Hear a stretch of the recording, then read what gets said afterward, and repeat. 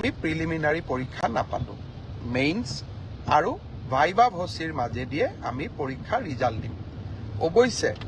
11 লাখ ছাত্ৰ ছাত্ৰীয়ে যেতিয়া 2100 পৰীক্ষা কেন্দ্ৰত পৰীক্ষা দিব ই এটা ভীষণ প্ৰত্যাহ্বানমূলক হ'ব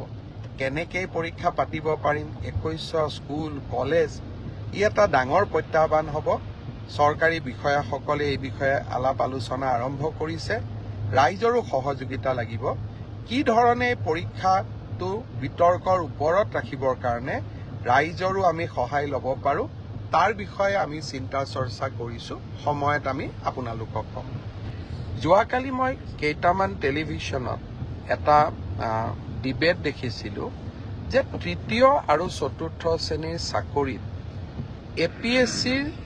ধৰণে পৰীক্ষা কিয় হ'ব লাগে দৰাচলতে আচল কথাটো হ'ল যে আমি APSCৰ ষ্টেণ্ডাৰ্ডৰ প্ৰশ্ন কাটিব খোজা নাই APSCৰ ধৰণৰ পৰীক্ষা তাৰমানে প্ৰথম প্ৰিলিমছ হ'ব তাৰপিছত মেইনছ হ'ব আৰু তাৰপিছত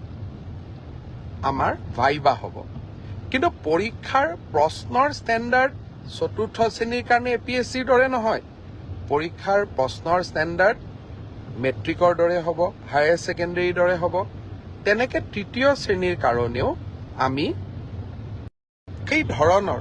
যিটো পৰীক্ষাৰ বাবে প্ৰয়োজনীয় অৰ্থাৎ গ্ৰেজুৱেশ্যন যাৰ কোৱালিফিকেশ্যন তাৰ বাবে চিলেবাছ গ্ৰেজুৱেশ্যন হ'ব হায়াৰ ছেকেণ্ডেৰী যাৰ চিলেবাছ তাৰ চিলেবাছ হায়াৰ ছেকেণ্ডেৰী হ'ব কিন্তু আমি এটা প্ৰস্তাৱ দিছিলোঁ যে এইবাৰ ADREৰ পৰীক্ষা প্ৰিলিমছ হওক মেইনছ হওক আৰু ইণ্টাৰভিউ হওক